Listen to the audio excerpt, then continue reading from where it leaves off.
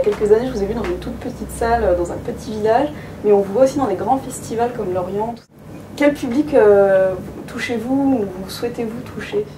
Mon public, c'est assez varié, assez international. C'est pas pareil jouer à Clermont-Ferrand, capitale du rock français, que jouer à Santiago de Compostelle, ou de jouer à Rio de Janeiro, ou jouer à New York, ou jouer à Tokyo. Complètement différent. Mais il y a quelque chose en commun, en général, dans notre public. Chez nous, on a une culture de la fête. C'est ça, la culture de la fête. Est-ce que c'est différent selon tel ou tel public? Absolument. Parfois, on pense que le pays est chaud, le public c'est plus ouvert. Ça ne marche pas comme ça toujours.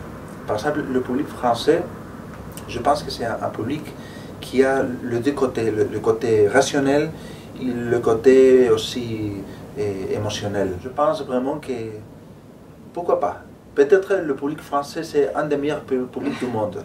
Ne dites pas ça parce qu'on est français. Non, non, je pense ça. Je pense qu'ici, il y a un sens de liberté très, très développé. Il y a une culture vraiment de concerts. Il y a la culture de la culture. C'est ça la France. Parfois, tu as la sensation qu'il y a des pays que ce qu'ils aiment, ce n'est pas la musique, c'est la fête qu'il y a avec la musique. En France, je pense que ce sont les deux. Vous avez beaucoup de dates de prévues, pratiquement tous les jours en France. Est-ce que c'est un besoin pour vous de monter si souvent sur scène et quel plaisir en tirez-vous?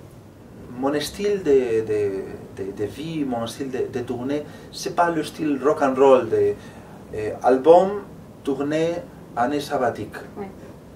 Non, nous on est toujours en train de faire des tournées, et en même temps qu'on est ici, aujourd'hui à Clermont-Ferrand, on parle avec mon manager, il est en Galice, en Espagne, pour préparer le voyage à Rio de Janeiro dans un mois. Donc parfois ton corps est ici à Clermont-Ferrand, mais pendant 10 minutes, il faut qu'on pense à ce qu'il va passer dans un an, dans un autre pays. Notre meilleure façon de communiquer le message, c'est en jouant.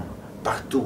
Autour de la musique celtique, est-ce que vous pensez qu'il y a une certaine identité communautaire, aussi bien au niveau des musiciens que du public finalement? Je pense que ça devient vraiment un genre universel, comme le blues, comme le jazz, comme la musique classique, et que se nourrit de plusieurs traditions. Non? Le problème, c'est quand